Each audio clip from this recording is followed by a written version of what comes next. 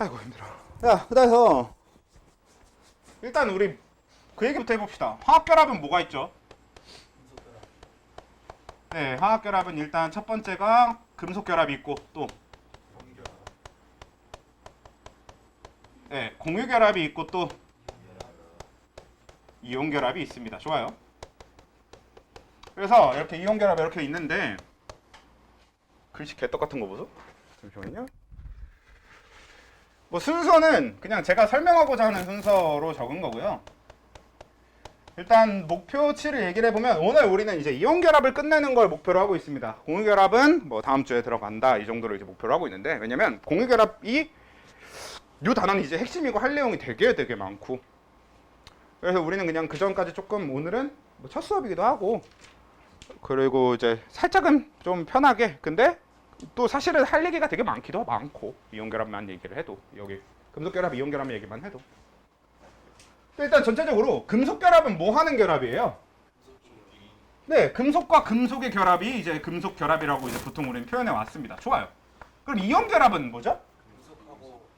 그쵸? 그럼 조금 더 구체적으로 금속 뭐와?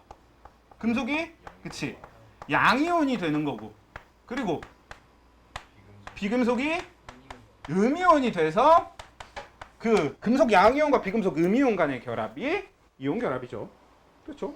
그 다음에 마지막 공유결합은 비금속과 비금속의 결합이 공유결합입니다.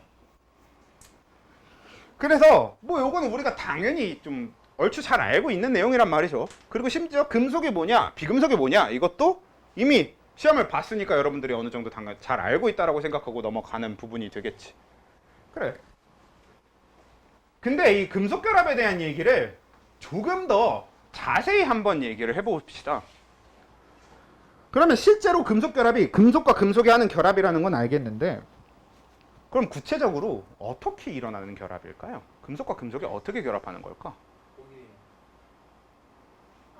공유예요? 만약에 공유한다라고 말을 하려면 뭘 공유를 할까를 얘기를 해봐야 될 거고, 어떤 형태로 결합을 하느냐. 금속결합에 대해서 구체적으로 얘기를 해보자 라는 거죠. 하나가 전자를 잃어요. 잃어요. 그리고 나머지 하나가 원래 쓰는 전자를 잃은 전자를 이렇게 섞여가지고. 훔쳐요? 아니. 같이 써요. 약간 그런 식의 공유하는 개념인 건 맞아. 자, 우리가 일단 금속결합을 제대로 딱 설명할 수 있는 용어로 정리를 해보면, 금속결합은 뭐냐면요, 여기서 양이온이 나옵니다. 금속 양이온이 누구와 갖는 결합, 누구와 갖게 되는 정전기적 인력을 이용한 거냐면 자유전자와 갖는 정전기적 인력을 이용해서 일어나는 결합이 금속결합입니다.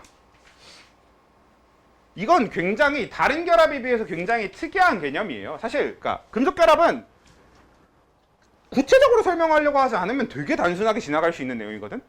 근데 사실 이렇게 구체적으로 설명하고 들어가려면 꽤 많은 얘기를 할 수 있는 거예요. 그러니까 자세히 보면, 그러니까 얘가 이제 무슨 뜻이냐면, 원래 금속이라고 하는 애들은 기본적으로 갖는 특징이, 그러니까 이렇게 주기율표를 그려놨을 때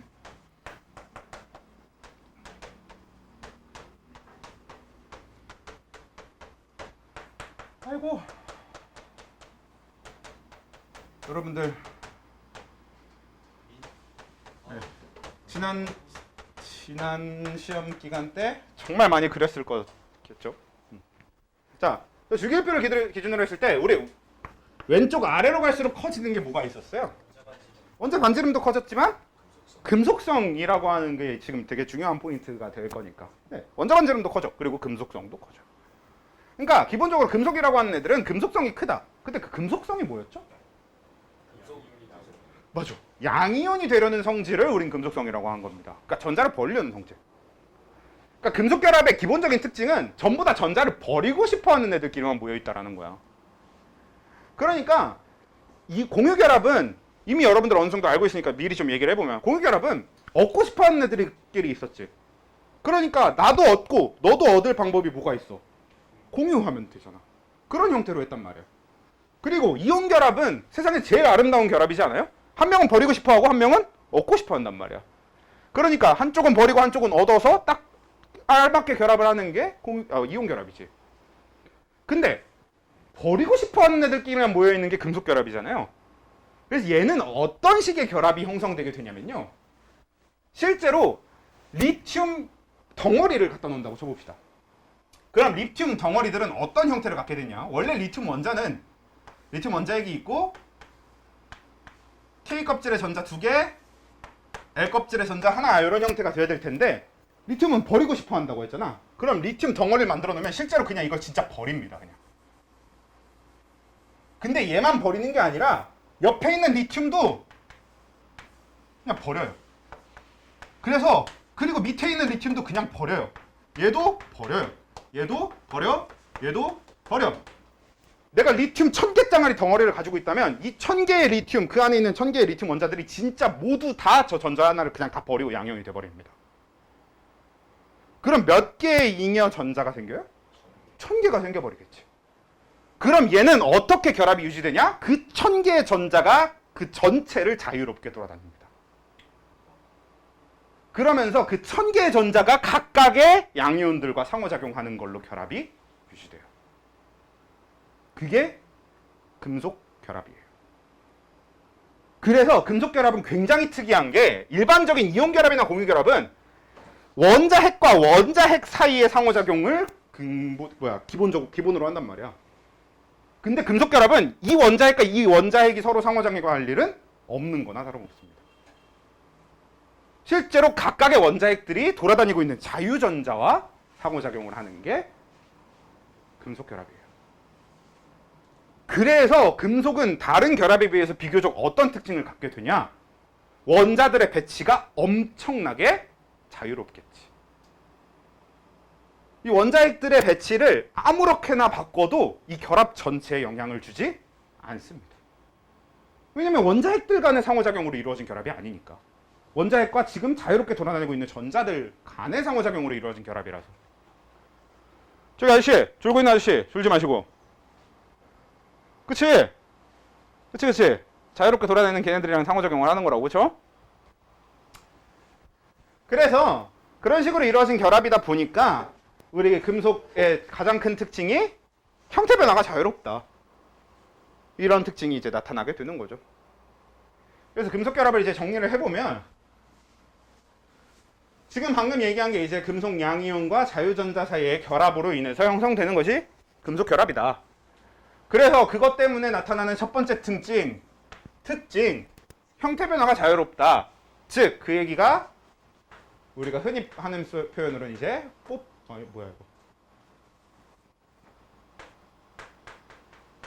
뽑힘성과 표짐성이 높다. 저는 개인적으로 이 표현을 굉장히 안 좋아하거든요. 멋이 없잖아, 멋이. 뽑힘성, 표짐성, 멋이 없잖아. 옛날에 연성과 전성 되게 멋있잖아요. 약간 이거는 약간 멋을 남겨놨어도 괜찮다고 생각해. 연성과 전성 이쪽을 계속 썼어도 된다고 생각하는데 아무튼 뽑힘성과 표짐성, 그러니까 연성과 전성이 크다라고 하는 게 특징이 되는 겁니다. 형태 변화가 자유로운 거야. 이 원자핵들의 배치를, 이 이온들, 양이온들의 배치를 어떻게 하든 상관없이 결국 자유전자와 원자핵의, 그러니까 양이온의 상호작용은 그대로 남아있는 거죠. 그래서 이렇게 자유롭다라고 하는 거랑 두 번째.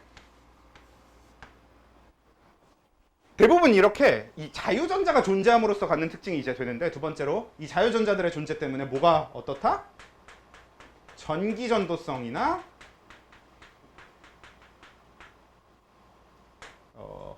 좀 더 뒤에다 넣을 거랬다. 열전도성이나 전기전도성이 높습니다. 자, 이거 무슨 뜻이에요?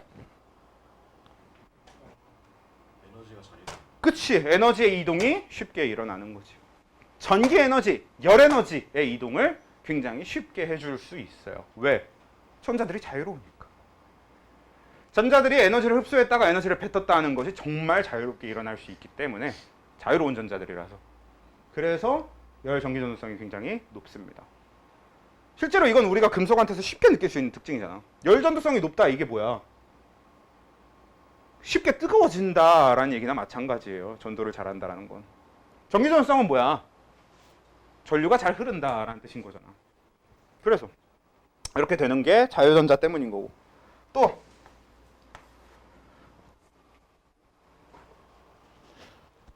뭐 아무튼 이제 뭐 사실 그냥 여기까지가 제일 잘 이해해주면 되는 내용이고, 이 뒤부터는 뭐 사실 되게 많아. 우리가 얘기하려고 하면 진짜 많은 내용이 나와야 되거든요. 뭐 여기서 뭐 광택, 뭐 은백색 광택이 또 금속 결합의 특징입니다. 은백색 광택은 또 왜 그러냐? 전자들이 자유로워서 자유롭게 에너지를 흡수했다 방출했다 하면서 우리가 그 에너지를 보면 이제 굉장히 반짝반짝거리는 광택을 쉽게 볼 수 있게 되는 이런 개념이기도 하고요. 그래서 그런 걸 포함해서 뭐 결합력이 세서 뭐 그 끓는 점이 어떻다느니 녹는 점이 어떻다더니 하면서 되게 많은 얘기를 할 수 있거든. 근데 일단 그 많은 얘기는 약간 다른 결합과의 비교가 더 중요한 애들이 더 많거든. 그래서 그런 건 이제 좀 나중에 얘기하기로 하고, 지금은 일단 금속 결합은 이 정도만 잘 이해하고 지나가자 하고 마무리를 해주면 될 것 같아요. 금속 결합은 이렇게. 그래서 일단 이 정도 정리하고 남은 거는 다른 결합들을 하고 나서 정리를 하거나 문제 풀면서 얘기를 하게 되거나 할 텐데, 그럼 금속 결합은 됐고 이제 이온 결합으로 넘어가 봅시다. 그리고 오늘 이온 결합 얘기를 아마 이제 주구장창 엄청 하루 종일 하게 될 텐데, 일단 이온 결합은 이론적으로 얘기할 만한 거는 이것도 이제 기본적으로 여러분들이 되게 잘 알고 있어. 그러니까 금속성은 양이온이 되고 싶어요. 그러니까 전자를 버리길 좋아해. 그래서 버리는 것까지는 좋다 이거야. 그리고 비금속성은 전자를 얻고 싶어 하는 거고, 그러니까 저 비금속성이 음이온이 되는 건 전자를 얻고 싶어 해. 좋다 이거야. 그리고 일반적으로 버리고 얻는 거는 자연 상태에서 그냥 안 일어납니다. 그래서 이온 결합이 일어날 땐 항상 어떻게 되냐면 금속 쪽이 버린 걸 비금속 쪽이 얻어가면서 서로 양이온과 음이온이 되면서 결합이 일어나는 경우가 대부분이야. 처음부터 양이온, 음이온이 만들어진 다음에 나 양이온, 너 음이온 이렇게 된 다음에 결합을 하는 형태가 아니라 애초에 서로가 서로를 이온으로 만들면서 결합하는 형태가 대부분이거든요. 꼭 그런 건 아니지만 뭐 대부분 그래. 많은 경우에 그래. 근데 일단 그 이온 결합 자체에 대한 그 이론적인 그런 걸 먼저 얘기하기보다는 일단 우리 이온 종류부터 잠깐 먼저 얘기를 해놓고 지나가 봅시다. 일단 금속 양이온이라고 하는 거. 자, 양이온. 뭐가 있을까? 해보면 일단 여러분들 당연히 알고 있어야 되고 알고 있을 거 먼저 얘기를 해봅시다. 자, 리튬. 리튬 이온 어떻게 되죠? 플러스. 맞아요. 리튬 이온은 Li 플러스 이런 정도로 이제 표현해 줄 수 있을 겁니다. Li 플러스 1가. 그 다음에 나트륨 이온은 어떻게 돼요? 플러스. 네, 나트륨 이온은 Na 플러스, 그쵸? 플러스 1가 이렇게 표현할 수 있을 거예요. 그리고 마그네슘 이온은 어떻게 돼요? 플러스 2요. 그쵸? 2 플러스 Mg 플러스 2. 그 다음에 알루미늄 이온은 어떻게 돼? 플러스 3 플러스. Al 3 플러스. 그 다음에 칼륨 이온 어떻게 돼요? 플러스요. 주무시는 거 아니죠? 칼륨 이온은 K 플러스. 그쵸? 칼슘 이온은 어떻게 돼? 2 플러스요. Ca2 플러스. 자, 이건 왜 여러분들이 당연히 알고 있어야 되는 거야? 이미 그래, 지난 단원에서 우리가 열심히 다뤘던 내용이에요. 이미 우리가 한번 외워줘라, 외워서 알고 있어라 라고 했던 내용이고, 사실 이건 지난 단원에서 다뤘던 내용이 아니라 원래 작년에도 조금 열심히 하던 기본적인 이온의 형태들이잖아요, 얘네들은. 아닌가? 맞지? 그렇다 보니까 얘네들은 좀 알고 있으면 좋은 건데, 그러니까 얘네들은 뭐 1족이라서 1가, 2족이면 2가, 13족이면 3가 플러스 이온이 된다를 베이스로 하고 있는 애들이라서 당연히 알아주면 당연히 알아야 되는 것들. 알아주면 좋은 것도 아니에요. 무조건 알아야만 해요. 무조건. 외우지 않아도 알아야 되는, 그러니까 이론적으로 여러분들이 확실하게 이해를 하고 있어야 되는 애들인 거지. 근데 얘네들만 외운다고, 얘네들만 알고 있다고 끝나냐? 그게 아니죠. 자, 그러면 얘네들을 빼고 이제 얘네들은 이론적으로 여러분들이 당연히 알고 있을 거니까 이론적으로 설명하기 힘들지만 꼭 외워야 되는 몇 가지 이온들을 얘기를 해봅시다. 자, 일단 첫 번째, 철 이온이 어떻게 되죠? 플러스. 다 여러 개 있잖아요. 맞아요. 철 이온 같은 경우는 Fe 2 플러스와 Fe 3 플러스가 있습니다. 실제로 철 이온은 저 두 개를 숫자를 서로 다 바꿔 붙여가면서 구분을 하는데, 일단 그냥 둘 다 철 이온이라는 사실을 여러분들이 기억하는 게 중요해. 자, 일단 철 이온은 왜 플러스 이가일까요를 설명하기도 힘들고요. 왜 2가 3가가 동시에 존재할까요도 설명하기 힘들어요. 왜냐? 애초에 이 철은 전이 원소입니다. 우리 전이 원소가 뭐였냐면 3족부터 12족 원소를 얘기해요. 3족부터 12족 원소는 어떤 특징을 갖고 있었냐면 디오비탈의 전자가 채워지고 있다는 특징을 갖고 있었습니다. 그렇기 때문에 얘네들은 우리가 여태까지 이온을 설명하던 기본적인 이론인 옥텟 규칙과 완전히 상관없는 상태로 따로 놀고 있는 애들이 전이 원소예요. 그래서 옥텟 규칙을 가지고 설명할 수 없기 때문에 굳이 이론적으로 알려고 한다기보다는 그냥 외워줘야 되는 이온에 그래서 가까운 게 됩니다. 그래서 철 이온 같은 경우는 이렇게 두 가지가 있을 수 있고 또 두 가지가 있을 수 있는 이온이 하나 더 있거든. 누가 있게? 네, 맞아요. 구리. 구리 이온은 뭐와 뭐가 있냐? Cu 플러스와 Cu 2 플러스가 있습니다. 그래서 이게 구리 이온이고 얘도 전이원소라서 그냥 두 가지가 존재할 수 있고 뭐 어떻게 되고 그냥 이런 식으로 가면 돼. 그냥 뭐 이론적으로 이해하려고 하지 말고 그냥 외워야 되는 그 양이온에 가깝습니다. 또 뭐가 있어? 황은 음이온이죠.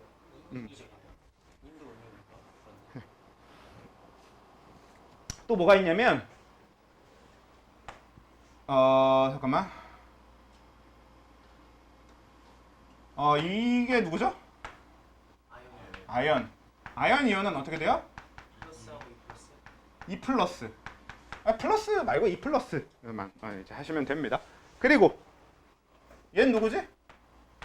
주석이 네, 주석이요. 그래서 주석 이온은 2 플러스 2 플러스. 그리고 또 재밌네. 얘는 누구죠? 니켈. 니켈 이온은 어떻게 되게? 플러스 플러스요. 그러면 얘는 누구요? 납. 납이온은 어떻게 돼? 이제 얘네들이 이제 주로 외워주면 되는 애들이지.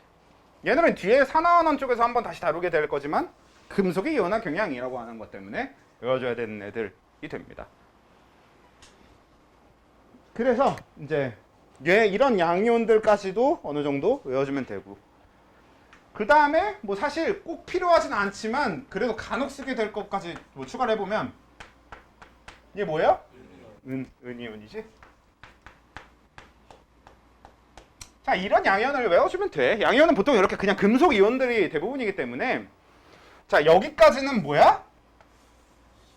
그냥 20번까지고 그리고 몇 쪽이라서 몇 번이다, 몇 가다 이거를 쉽게 알아낼 수 있으니까 여러분들이 이론적으로 완벽하게 이해하고 있어야 되는 영역이 되는 거고 근데 여기는 이제 그런 식으로 이론적으로 설명하기 어려우니까 설명할 수 없는 부분인데 근데 여기서 잠깐 얘기해야 될 부분이 하나 있는데 뭐가 있냐면 자, 여기 중에서 여기 대부분 이제 특징이 뭐야?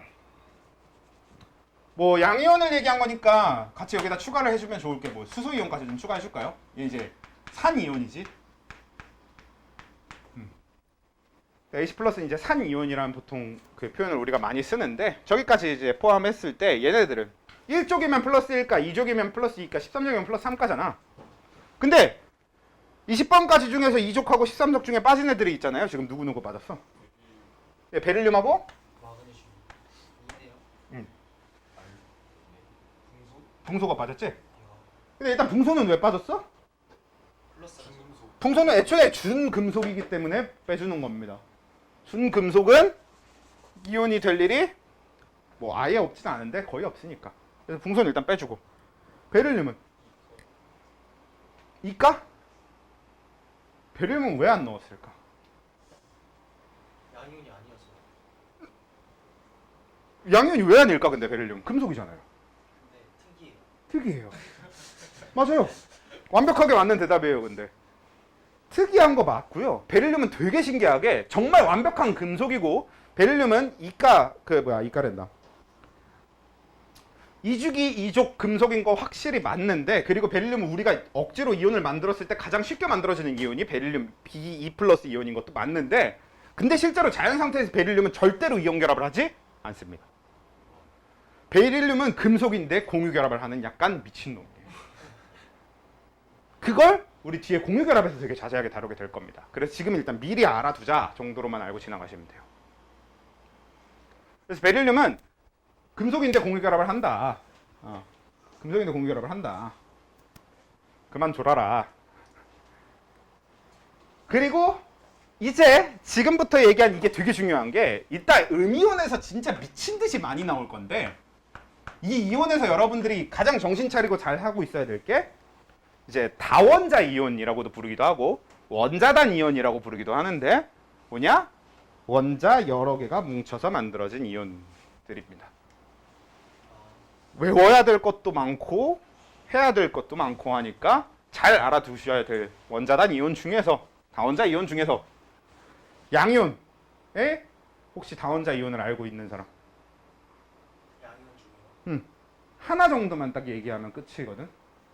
나머지 건 꼭 외워둬야 되신 필요는 없어. 딱 하나만 알면 돼. 제가 좀 맞출 수 있어요. 힌트만 줘보려고 했는데.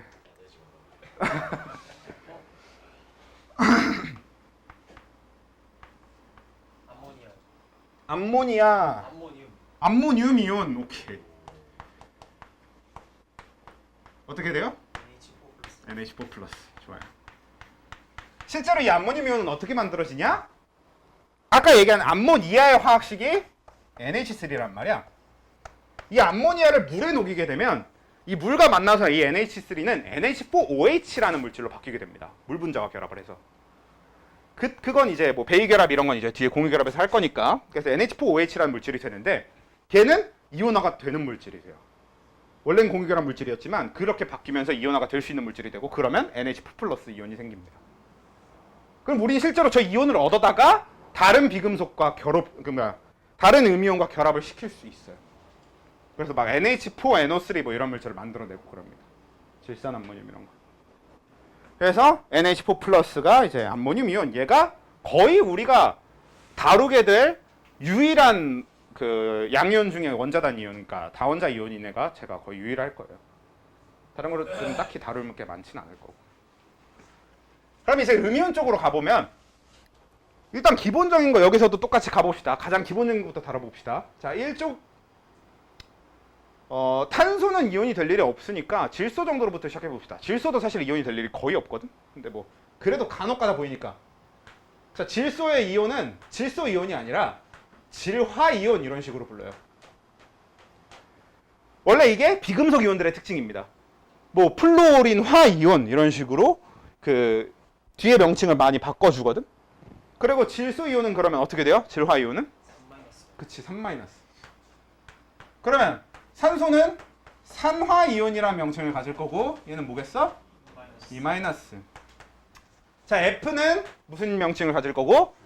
플루오린화 혹은 플루오르화 이온이라고 명칭을 가지게 될 거고 얘는 마이너스. 18쪽은 이온이 되는 거 아니니까 빼버리는 거 맞죠? 18쪽은 빼버리고. 그 다음에 황은 2-. 2-. 이는 이온이 되는 경우가 있긴 있는데 사실 인이 이온이 되는 건 진짜 그 약간 억지예요. 반 억지로 만들어 놓는 게 맞아서 이는 그냥 빼놓고 황 해놓고 또 염소는 마이너스 이런 식으로. 여기까지는 아까 얘기했던 저런 것처럼 알아야 되는 애들. 염화 이온이죠. 염화 이온, 황화 이온, 플로린 화 이온 이런 식이 되는 겁니다. 정말 화들짝 놀래는구나.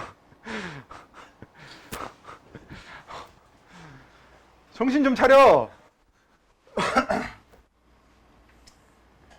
자, 얘네들은 이제 여러분들이 기본적으로 그 알고 있어야 되는 몇 쪽인지 가지고 판단하면 되는 이온들이면 그 다음에 또 이제 얘네처럼 그냥 좀 외워줘야 되는 추가적인 이온들이 있어. 근데 사실 이건 그렇게 크게 어렵진 않아. 뭐가 있냐면 브로민화 이온. 근데 사실 얘는 위에 거랑 엮으면 돼. 브로민 몇 쪽이에요? 17쪽이니까. 할로제닌이기 때문에 마이너스 1가인 거잖아. 근데 이제 브로민이 할로제닌이라는 걸 기본적으로 따로 외워야 된다고 그러면 또 외워야 되는 건 맞잖아. 사실 여러분들이 이미 외웠어야 되는 거긴 하지만. 그래서 Br, 브로민 마이너스. 또 얘는 뭐예요? 그치. 아이오딘 마이너스. 이렇게 되죠. 얘들 17쪽이니까. 쟤들의 이온 명칭은 브로민 화이온, 아이오딘 화이온입니다. 그 비금속의 명칭은 항상 어쩌고 화 이런 게 다 들어가 있어. 일단 여기까지 됐죠. 그래서 얘네들은 여기서 크게 벗어나지는 대부분 않을 건데 문제는 이제 음이온에는 뭐가 엄청나게 많냐? 원자단 이온. 그러니까 다원자 이온이 진짜 더럽게 많습니다. 한번 시작해 봅시다. 자, 여러분 혹시 황산의 화학식이 뭔지 아십니까? 정확하게 황산 전체. 그냥 황산. 황산이요? 그냥 황산이라고 하는 물질의 화학식이에요. 이온이 아니라. SO4. 자, 황산은 H2SO4라고 하는 물질입니다. 자, 사실 얘는 지금 다룰 물질이 아니야. 왜냐면 쟤는 무슨 물질이냐면 공유결합 물질입니다. H2SO4 보면 지금 저 중에 금속 있어 없어? 없어요. 전부 비금속이죠. 쟤 공유결합 물질이에요. 근데 쟤를 물에 녹이잖아? 그러면 아까 누가 얘기했지? 이거 뭐라고? 산이라고. 산의 특징은 뭐냐? 얘를 물에 녹이게 되면 이 H들이 분리되어 나와요. 그래서 뒤에 SO4E-라고 하는 이온이 분리되게 됩니다. 공유결합 물질이지만 물에 녹이면 이온화가 돼. 이게 산의 특징입니다. 산은 공유결합 물질들이거든요. 전부 다. 근데 물에 녹이면 전부 다 이온화됩니다. 이게 산의 굉장히 중요한 특징이거든. 그거는 뒤에서 다룰 거지만 이건 지금 당장도 되게 중요하게 작용하기 때문에 꼭 알아두셔야 돼요. 그래서 이게 산의 특징이고, 산은 이렇게 해서 만들어지는 이 이온, 이 SO4E-라는 이온이 다른 금속 이온들과도 결합시킬 수 있는 상태가 이제 됩니다. 실제로 그래서 황산을 녹인 통에다가, 황산이 있는 통은, 이제 황산이 물에 녹아 있는 통은 요 이온들이 있단 말이야. 거기다 내가 금속을 이렇게 떨구면, 내가 마그네슘을 그 안에 떨구면 마그네슘이 황산에서 녹겠죠. 엄청나게 강한 산 안에 들어갔으니까. 그러면 녹으면서 만들어지는 게 MgSO4라고 하는 황산 마그네슘이라고 하는 이온 결합 물질이 만들어지는 거지. 이런 식이 되는 게 이제 원자단 이온의 대부분의 특징입니다. 그래서 SO4E- 이게 황산 이온이 되는 겁니다. 그러니까 SE-는 화이온, SO4E-는 황산 이온. 중요하다고. 너네 중학교 때 했어도 되게 허덕거리면서 하는 사람들도 되게 많았을 거고. 그러니까 중학교 때 혹은 고등학교 1학년 때까지도 했지만 허덕거렸던 사람들 많을 거고, 아예 그때는 아예 안 했어요. 저는 이런 애들도 되게 많을 텐데. 계속 뭐 지금 우리가 화원식이나 가지고 하고 있는데도 아직도 계속 헷갈리겠는데 어떻게요 하고 있을 수는 없습니다. 이제 더 이상. 어떻게든 이제 외워서 헷갈리지 않게 해내셔야 돼요. 근데 이름 자체는 되게 간단해. 이렇게 되어 있을 땐 어쩌고 화이온이어야 돼 무조건. 그럼 얘는 뭐냐? 황화, 산화 이온을 줄여서 황산 이온이 이렇게 된 거야. 그러니까 굳이 얘기하면 얘는 황화, 산화 이온의 줄임말입니다. 그러니까 황화, 산화 이온이니까 황도 있고 산도 있어야 되는 거지. 원래 저쪽은 이렇게 비금속 혼자 있는 애들은 무조건 어쩌고 화이온으로 끝나야 돼. 원래 이름 짓기에 그런 규칙이 있다라는 걸 좀 제대로 이해를 하고 있으면 헷갈릴 일 좀 없을 거 아니야. 오케이? 자, 그래서 황산이온 말고 그럼 계속 좀 몇 가지 원자단 이온을 얘기를 해봅시다. 탄산이온 어떻게 되죠? CO3E- 얘가 탄산이온이고요. 또 분산. 어떤 거? 붕산? 붕산이온이요? 분산 없나요? 있어요. 있는데 실제로 요즘 거의 다루지 않는 물질이라서 좀 당황했을 뿐이에요. 따로 빼서 얘기해볼까요? 붕산이온은 BO3 3-라고 하는 물질입니다. 실제로 요즘 거의 다루지 않는 물질이에요. 쟤는. 그래서 일단 빼고요. 또 인산 좋아요. 인산도 되게 특이한데 너 특이한 거 많이 한다. 인산 어떻게 돼요? 4, 3-. 오케이. PO4 3-. 아마 기본적으로 옛날 쌤한테 배웠을 확률이 되게 높아 보이는데 붕산이온은 특히나 이거는 PO4 3-는 생명과학을 아는 사람이면 가르칠 수도 있거든. 저건 화학하고 생명과학을 둘 다 아는 사람이면 저걸 가르칠 확률이 있는데 이것까지 가르쳤다는 소리는 그냥 옛날 사람이라는 소리긴 합니다.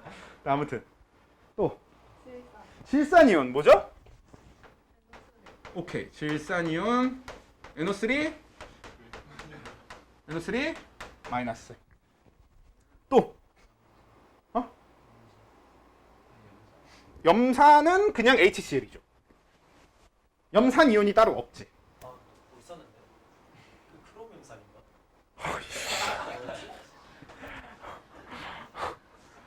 와, 그 크로뮴산은 HCr 뭐였더라? CR4O7인가? 그랬던 것 같은데. 그래서 CR4O7 마이너스인가가 크로뮴산 이온이지. 마이너스 마이너스. 아, 나도 정확하게 E 마이너스인지 마이너스인지 그게 잘 기억이 안 나 지금. 아, 근데 이거는 크로뮴산 이온은 너네 많이 볼 거예요. 나중에 뒤에 요 산화환원 상염기 쪽 문제 풀면서 볼 건데, 그거는 쟤네들을 외워서 알아야 되는 게 아니라 풀 줄 알아야 되는 거에 가까워서 나중에 아무튼 다룰 거고. 또 뭐가 있지? 아세트산 이온 좋아요. 아세트산 이온이 어떻게 돼요? CH3CO 마이너스, 이게 아세트산 이온입니다. 얘도 마찬가지로 CH3COOH라고 하는 아세트산이라고 하는 물질을 물에 녹였을 때 얻을 수 있는 이온이에요. 또 뭐가 있을까? 폼산? 폼산은 뭐가 있었던 것 같아. 있어요. 폼산 실제로 있고 CHO-라는 이온을 우리가 얻을 수 COH CO-라는 걸 얻을 수 있거든. HCO-. 근데 그것도 좀 뺄게요. 우리가 흔히 쓰는 이온 아니니까. 근데 우리 폼산은 뒤에 공유결합에서 되게 많이 다룰 거예요. 되게 중요해. 폼산의 구조도 잘 알고 있어야 되고. 근데 아무튼 또 과망간이지산? 그만. 네, 과망간이지산 이온도 있죠. 과망간이지산 이온도 있는데 그것도 이제 외워야 될 이온에 속하진 않습니다. 그것도 끄고 MnO4 마이너스죠. 그러니까 알아두면 좋을 수도 있으니까 저것만 두면 MnO4 마이너스 뭐 이렇게 되는데 뭐 몰라도 돼요. 과망간이지산 이온도. 근데 일단 그렇고 많이 아는 건 좋은 거지 뭐. 가오프가 있어요. 가오그가 있어. 일단 여기다가 또 외워야 될 게 뭐가 있냐면, 보통 이제 우리가 흔히 알고 있는 산은 여기까지가 끝일 겁니다. 대부분 이제 주로 많이 쓰게 될 산과 관련된 다원자 이온은 여기까지가 끝일 건데, 근데 산 말고 염기랑 관련된 원자, 무조건 염기에서 엄청나게 중요한 원자단 이온, 그러니까 다원자 이온이 하나 있어요. OH 그치, OH 마이너스. 뭐야? 수산화 이온이고 얘 존재가 곧 뭐야? 그냥 염기죠. 이 수산화 이온이 염기의 핵심이잖아. 저게 있으면 염기성, H 플러스가 있으면 산성, 이렇게 정하는 거기 때문에 저거 되게 중요하죠. 또 OH 마이너스. 그래, 말고 또 있어. 근데 우리가 알아두면 좋은 몇 가지 이온들이 있습니다. 아까 요런 것보다는 조금 더 비중이 높은 애들이 좀 몇 가지 있어서 이제 얘기를 해보려고 하는데,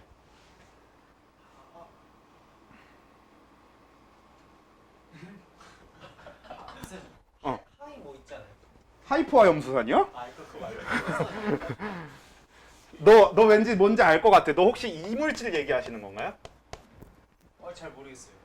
얘 명칭이 사이안화수소고요. 그런 게 그래서 수소를 뗐을 때 CN- 이게 사이안화 이온인데, 이건 제가 말하려던 이온입니다.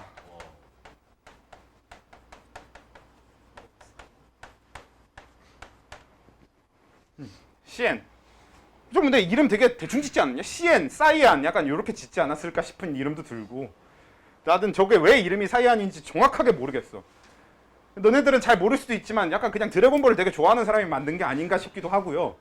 그래서 아무튼 몰라, 왜 이름이 사이안인지 진짜 도저히 이해가 안 돼요.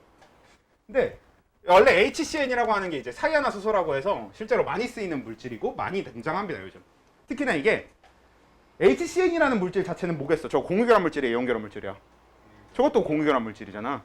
그래서 저게 공유결합 쪽에서 결합 구조 얘기할 때 되게 많이 나옵니다. 결합 구조 얘기할 때 되게 써먹기 좋은 예라서. 그렇다 보니까 이제 앞에서도 같이 엮어서 많이 다뤄서 이 정도까지만 일단 하고, 이온은 이거 말고도 무궁무진하게 외워야 되면 더 외워야 될 게 존재할 수 있거든? 근데 일단 베이스는 저 정도만 외우고 지나가는 걸로 할 겁니다. 필요하면 추가하는 정도로. 근데 여기서 이제 여러분들이 조금 아마 대답하는 걸 보면 완전히 못하지 않고 대부분 다 할 것 같은데, 여기서 이제 여러분들이 좀 잘 해줘야 되는 게 뭐가 있냐, 다원자 이온을 이용해서 이온 결합 물질 만드는 거, 그러니까 이온 결합 물질을 이제 직접적으로 만드는 걸 얘기를 해봐야 되는데, 그러니까 뭐 예를 들어서 산화 리튬은 어떻게 되는 겁니까? 산화 음. 리튬이요? 그렇죠. 이건 이제 그냥 Li 플러스와 O2 마이너스가 만나는 건데 개수 맞추기를 해줘야 될 거 아니야.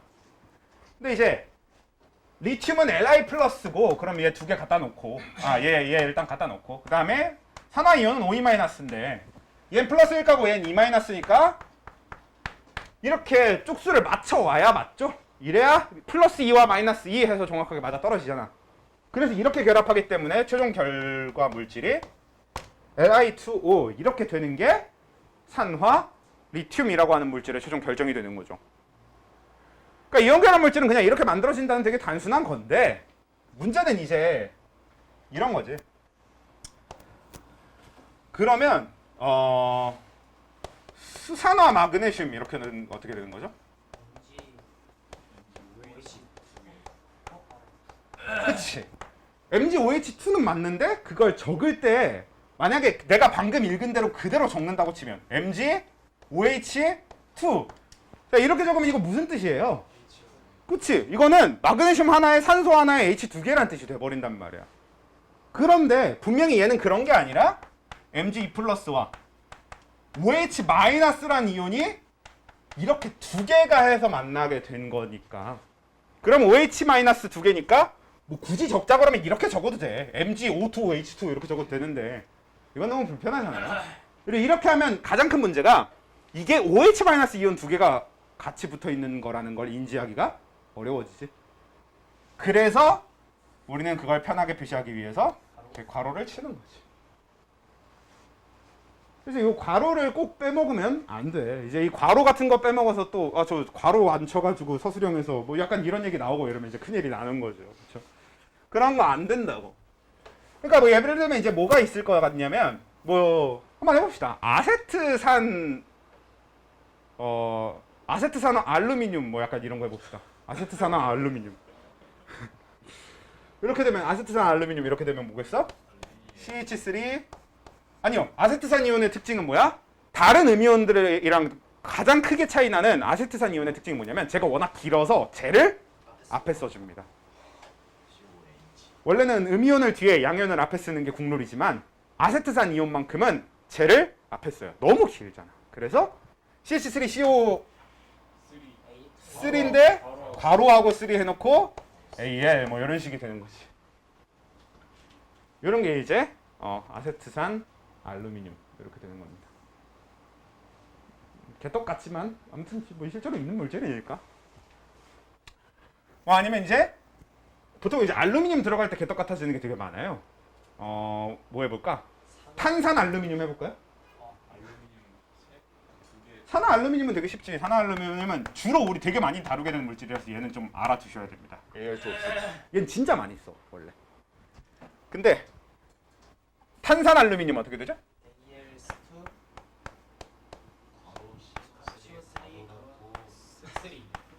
뭐 약간 이런 느낌이 드는. 그렇죠? 이런 식으로 그냥 이제 여러분들이 좀 이온을 그때 필요할 때 좀 잘 만들 수 있게 하면 될 것 같고. 이제 그걸 쪽지 시험으로 그것도 변형 이제 열심히 더해 가면서 열심히 보게 되겠죠. 이쪽을. 그래서 일단 이온 결합 물질들에 대한 얘기, 그리고 이온 결합의 종류, 그리고 이온에 대한 종류도 일단 됐고. 근데 그렇다고 해서 이온 결합 내용이 끝이 아니고 아직 할 얘기가 좀 남았는데 그건 잠깐 쉬고 합시다. 힘들어. 그냥 글쎄요. 일단 이제 해봅시다. 다시. 이제 이온들 외우고 이런 거는 잠깐만. 아마 금방 이제 조금만 하고 끝날 것 같아. 이온 결합 이제 남은 게 그렇게 많지 않아요, 내용이. 이제 남은 게 뭐냐면 이제 진짜 이온 결합에 대한 좀 이론적으로 얘기할 게 조금 있어서 그냥 그 정도만 하고 마무리할 겁니다. 그러니까 아까 이온 결합할 때 이제 이온들이 뭐가 있고 이런 얘기를 주로 했었으면 이제는 이온 결합이 형성되는 거에 대한 이야기를 하면 되는데.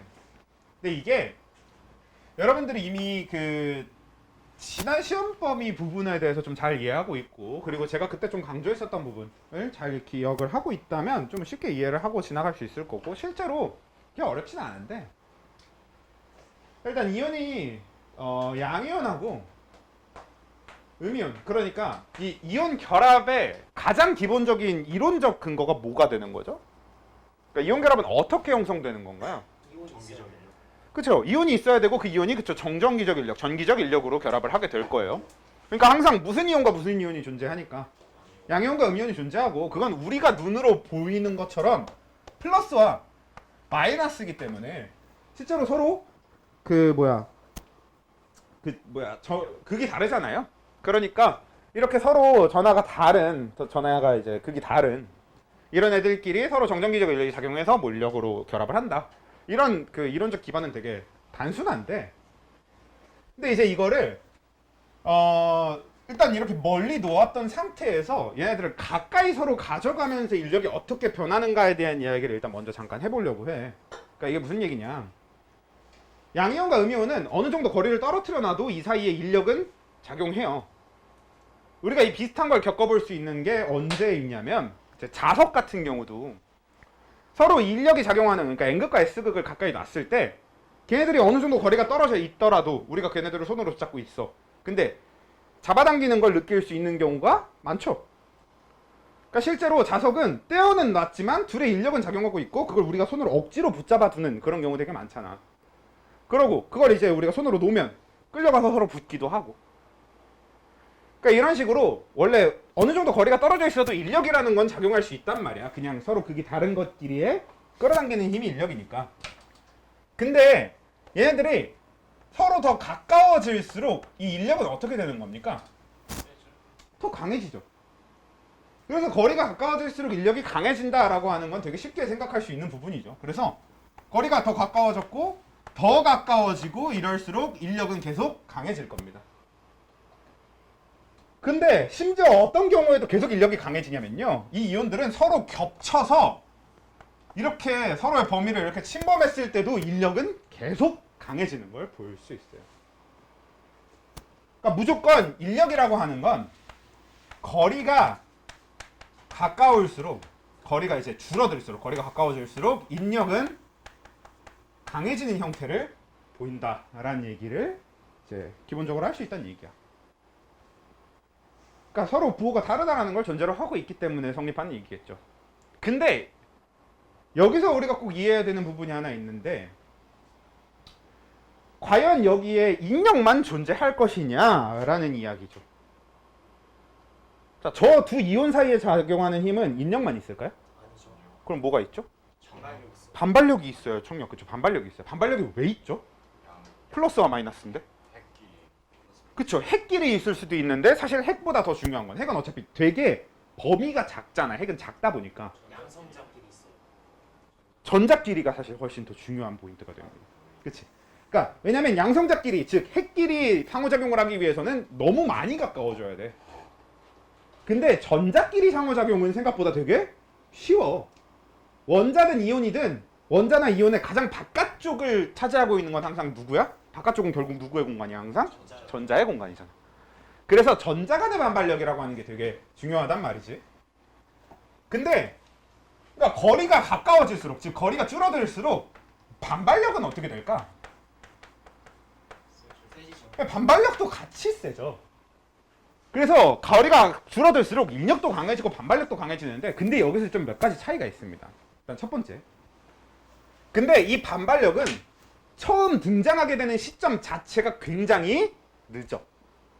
그러니까 우리가 되게 멀리 떨어뜨려 놨던 데에서 점점점 가까이 오면 가까이 올수록 인력은 계속 강해진단 말이야. 근데 반발력은 거의 없는 상태로 계속 유지되다가 반발력이 처음으로 딱 등장하는 시기 자체가 굉장히 늦습니다. 왜냐면 인력은 이 입자 전체가 플러스와 마이너스를 띠고 있기 때문에 이 큰 원자 핵, 그러니까 이 전체 입자 자체가 갖는 상호작용이라고 하면, 저 전자 간의 반발력은 이 안에 들어있는 되게 작은 전자들끼리의 반발력이잖아. 그러니까 이 상호작용이 나타나기까지의 거리가 훨씬 더 가까운 거리여야 처음 등장하기 시작한다는 거지. 그래서 등장하는 시점 자체가 굉장히 늦기 때문에, 반발력이 처음 짠 하고 나타나는 시점 자체가 늦기 때문에 얘가 영향을 주기까지, 그러니까 어느 정도 영향을 줄 만큼 커지는 데 걸리는 것도 되게 가까운 거리를 요구하겠죠. 그래서 기본적으로는 그런 개념이 있고요. 이거보다 더 잘 이해해줘야 될 개념이 또 뭐냐면 인력과 반발력이 그래서 결론적으로 입자의 에너지를 어떻게 만드는가가 되게 중요합니다. 인력은 클수록 입자의 에너지가 어떻게 되게? 감소해요. 근데 반발력은 클수록 입자의 에너지가 어떻게 되게? 커져요. 자, 이건 뭐랑 연결이 되냐면 물리를 좀 하신 분들은 특히나 잘 이해할 수도 있는데 입자는 가진 에너지가 아이고 이건 뭐예요? 에너지가 적을수록 안정적이거든요. 그러니까 한 입자가 가진 에너지가 많은 것보단 여러 입자가 에너지를 나눠 갖는 형태가 안정적이기 때문에 하나의 입자가 가진 에너지는 적은 게 좋아요. 그게 그래서 우리가 안정돼요. 그건 이미 우리 지난번에 뭐 바닥 상태라던가 이런 얘기로 여러 가지 얘기를 했잖아요. 그래서 보통 이제 에너지가 낮으면 낮을수록 이제 보통 제일 좋아하는데 그럼 이게 힘이 어떻게 작용하게 되냐면 이 입자들을 안정화시키는 상태의 힘은 항상 입자 에너지를 줄이게 됩니다. 그리고 입자들을 불안하게 만드는 힘들은 오히려 입자 에너지를 증가시키게 되는 거죠. 근데 우리는 지금 얘기하고 있는 이 이온 결합이라는 측면에서 입자를 안정화시키는 힘이 인력이죠. 그리고 입자를 불안하게, 즉 입자에 오히려 안 좋게 작용하는 힘이 반발력이지. 그러니까 안정성이 아니라 불안전성을 증가시키는 힘이 이제 반발력이잖아. 그래서 실제로 얘는 에너지를 감소시키는 방향으로, 얘는 에너지를 증가시키는 방향으로 작용하게 돼. 이게 최종적으로 그래프를 그리면 어떻게 나타나냐면요. 여기서 이제 요게 핵 사이의 거리로 우리는 보통 그 거리의 기준을 이 핵 사이의 거리로 잡습니다. 핵과 핵 사이의 거리. 그리고 y축은 에너지예요. 당연히 여기가 0점이기 때문에 음수, 양수가 존재하는 영역입니다. 그러면 이때 인력에 의한 에너지 변화가 그래프가 이렇게 됩니다. 자, 이거는 해석을 해보면 뭐야? 핵 사이의 거리가 가까워지면 가까워질수록 인력에 의한 에너지가 줄어들거든요. 근데 그건 인력이 어떻게 된다는 얘기야? 커진다는 얘기입니다. 무슨 얘기인지 알겠지? 왜? 인력이 지금 어떻게 하고 있으니까 에너지를 줄이고 있으니까 저런 형태의 그래프를 볼 수 있는 거야. 근데 인력이라는 힘 자체는 커지는 거라고. 오케이? 그리고 반발력은 이제 그래프가 어떻게 되냐? 이렇게 됩니다. 이런 식의 그래프로 나타나요. 얘는 핵 사이의 거리가 어느 정도 가까워질 때까지는 거의 없는 상태로 계속 오다가 어느 정도 가까워지고 나면 그때부터 폭발적으로 급격하게 증가하기 시작하는 그래프가 나타나요. 저게 반발력에 의한 에너지 그래프입니다. 왜? 반발력은 에너지를 증가시키는 힘이니까. 오케이? 그러면 실제로 이온 결합이 형성되는 지점은 어떻게 잡히냐? 어떻게 되겠어? 방해하는 힘에 의한 에너지와 돕는 힘에 의한 에너지의 차이 그래프가 이렇게 될 거고요. 실제로 저 노란 선이 지금 이제 현재 이 이온의 결합 에너지 그래프가 되는 거고, 그럼 얘가 실제로 결합을 하는 지점은 어디냐? 그 결합 에너지가 가장 낮은 지점에서 결합을 하게 될 겁니다. 왜? 에너지가 가장 낮을 때가 가장 어떤 상태니까? 안정한 상태니까. 실제로 그래서 이온 결합이 형성될 땐 이만큼의 에너지를 어떻게 하고 결합이 형성되는 거겠어? 얘가 지금 마이너스 값이니까 에너지를 어떻게 방출하겠다는 소리입니다. 적이 주어진 수치만큼 실제로 에너지를 방출하고 결합하게 됩니다. 이 이온 결합 물질을. 저게 에너지가 핵의 에너지예요. 이온 원자, 이온의 에너지. 이온 자체의 에너지라고 보시면 되죠. 주로 핵이 가진 에너지 쪽이 아니라 전자들이 가진 에너지 쪽입니다. 그리고 이때 요 핵 사이의 거리 이거를 이제 결합이 형성됐을 때의 거리를 이제 보통 R 혹은 R0 이렇게 많이 표현을 하게 되는 쟤인데, 쟤는 이제 딱 결합이 형성됐을 때의 둘의 핵 사이의 거리를 얘기하고요. 이게 우리가 흔히 얘기하는 이온 결합 거리가 되는 겁니다. 결합 길이. 근데 이 이온 결합의 특징이 뭐냐면 딱 저 때가 어떤 시점이냐. 그러니까 일단 그래프 해석적인 측면으로 얘기해 보면 요 반발력에 의한 에너지 변화는 최대한 적으면서 인력에 의한 에너지 변화는 최대한 클 때 결합이 형성되는 거잖아. 그렇지? 인력의 효과는 크고 반발력의 효과는 작을 때 딱 그게 최대화됐을 때가 이제 결합이 형성되는 지점일 텐데, 근데 이게 딱 정확하게 어떤 지점이냐? 이온 결합일 때는 두 이온이 겹치지 않고 딱 만났을 때입니다. 겹치기 시작하면 엄청나게 크게 반발력이 증가하거든. 왜냐면 전자의 영역이 겹치기 시작하니까. 그래서 겹치기 전 뚝딱 만났을 때가 이온 결합의 이제 가장 안정적으로 결합이 형성되는 시기거든요. 그래서 이온 결합의 결합 길이를 구하는 건 굉장히 쉬워. 어떻게 하면 되냐면 두 이온의 이온 반지름을 더하면 돼요.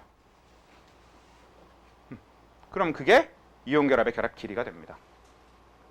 그렇기 때문에 여러분들이 꼭 기억해줘야 되는 게 뭐냐? 우리가 이미 배웠던 그거, 이온 결합, 그러니까 이온 반지름 비교하는 거 계속 기억하고 계셔야 됩니다. 우리가 지난 시험 범위에 썼던, 우리가 이미 시험을 봤던 그 이온 반지름 비교 있지? 그거, 그리고 그걸 하기 위해서 꼭 또 계속 기억하고 있어야 되는 게 또 뭐냐? 원자 반지름도 그래서 기억하고 있어야 돼. 원자 반지름하고 이온 반지름 이 포인트는 요거 때문에 계속 씁니다. 이번 시험 범위에서도. 기억하고 계셔야 돼요. 오케이? 그렇게 되는 거고, 그리고 여기서 이제 꼭 기억해 줘야 될 포인트가 뭐가 있냐? 그러면 얘가 이렇게 딱 만났을 때고, 그리고 그때 그럼 이 R 값이 둘의 이온 반지름이 더한 거라는 것도 알겠고, 그리고 이때 여기에 적히는 이 에너지는 결합 에너지가 되는 거고요. 실제로 이만큼을 방출하고 이만큼의 에너지를 방출하고 결합이 되기 때문에 얘네들을 끊으려면 이만큼의 에너지를 줘야 된다는 얘기기도 하잖아. 만약에 얘가 마이너스 438이라는 수치를 갖는 곳에서 결합을 한다고 쳐봅시다. 그럼 이 이온을 다시 끊는데 필요한 에너지가 몇이라는 얘기인 거야? 마이너스 438이. 그쵸? 오히려 이제 플러스 438을 우리가 줘야 되는 거지, 그치? 438을 주면 된다는 얘기지, 그러니까 한마디로 저 수치는 절대값 기준으로는 클수록, 아니면 저 자체로는 더 작을수록 에너지가 많이 들어간다는 얘기가 되는 거고, 그렇다는 얘기는 결합력이 강해진다는 얘기가 되는 겁니다. 오케이? 그러니까 이의 절대값의 값이 커지면 결합력이 강해짐, 이런 얘기가 되는 거지. 근데 그래프 형태로 보면은 그러니까 더 아래로 꺼질수록 결합의 세기가 강해진다라는 얘기거든. 근데 이게 좀 신기한 포인트가 뭐냐면요, 일반적으로 인력에 의한 그래프 변화는 거의 없습니다. 대부분의 이온들이 요 인력에 의한 에너지 변화 그래프의 변화가 거의 없어요, 차이가. 근데 뭐의 차이만 있냐면 위에 반발력에 의한 에너지 그래프 차이만 있습니다. 저 위에 거는 왜 차이가 있냐? 반발력에 의한 에너지 변화 차이는 언제 가장 극대화된다고 했냐면 갑자기 확 커지는 시점이 겹치기 시작하면서라고 했지. 근데 이온들은 서로 다른 크기를 갖고 있잖아. 그러니까 겹치기 시작하는 시점이 서로 달라요. 다를 거 아니야. 그래서 서로 다른 시점에 요 반발력의 증가하는 구간이 서로 달라요. 근데 인력에 의한 그래프는 왜 대부분 변화가 없냐? 지금 내가 얘기하고 있는 건 뭘 기준으로 얘기하고 있는 거냐면 전부 다 일가 이온끼리의 결합을 기준으로 했을 때의 얘기예요. 일가 이온을 기준으로 얘기하면 인력에 의한 차이가 있을 수가 없지. 어차피 플러스 1가와 마이너스 1가의 인력이기 때문에 그 안에 무슨 일이 일어나고 걔네들이 커지고 작아지고 이런 건 하나도 중요하지 않아. 결국 플러스 1가와 마이너스 1가의 인력이라 변할 일이 없어요.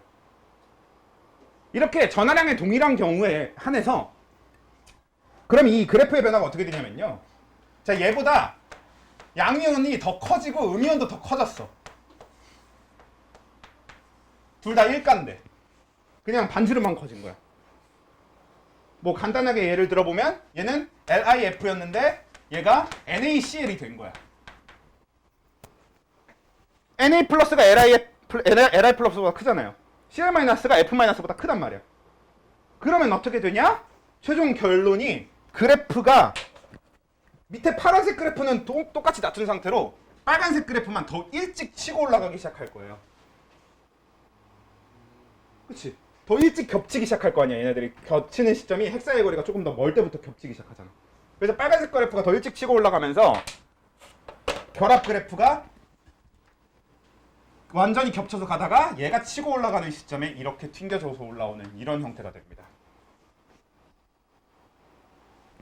만약에 이 LIF보다 더 작아진다면 어떤 일이 발생하게 될 거냐면, LIF보다 더 작은 이온 결합 물질이라고 하는 건 사실 찾는 게 거의 불가능하죠. 똑같이 1가 가지고 찾으면 아예 불가능한 거지만, 그냥 가정을 해봅시다.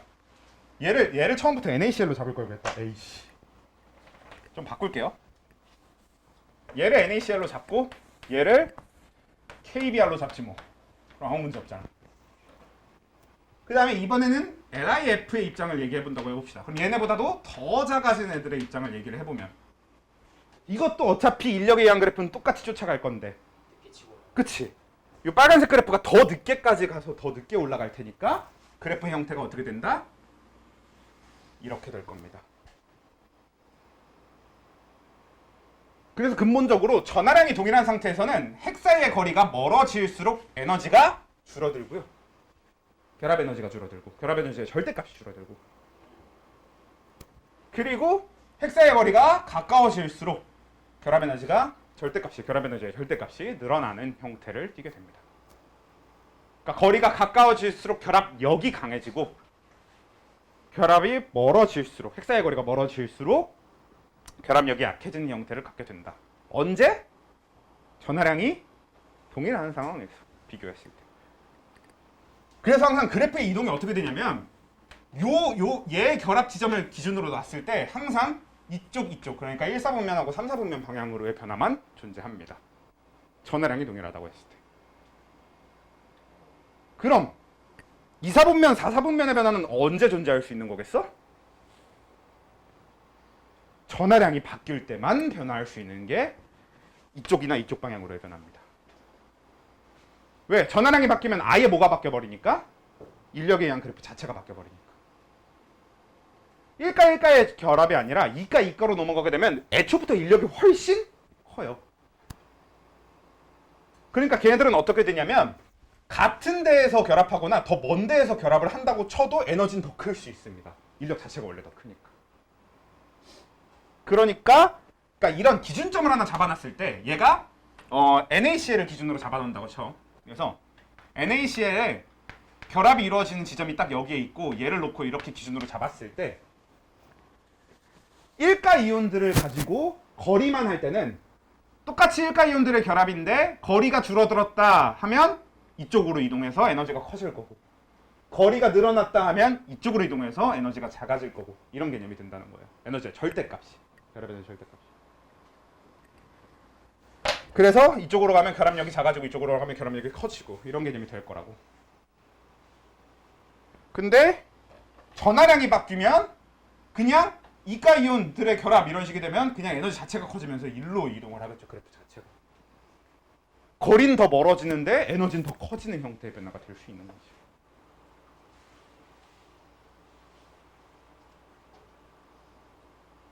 요거는 이제 문제 풀면서 요 얘기까지는 문제 풀면서 좀 더 자세히 이해를 해보는 게 더 좋을 수 있지만, 기본적으로 여러분들은 이 그래프에 대한 해석을 좀 잘 이해해 두고 계시면 되겠다가 오늘의 마무리입니다. 이렇게 하면 이온 결합까지 끝이고, 이제 공유 결합만 하면 되고, 그걸 이제 다음 주에부터 하면 되는데, 사실 공유 결합 내용이 진짜 많은 거. 그러니까 3단원은 이거 빼고 나머지 이 D는 계속 다 공유 결합 얘기밖에 안 할 거예요. 3단원 끝날 때까지 공유 결합 얘기만 할 겁니다. 오케이.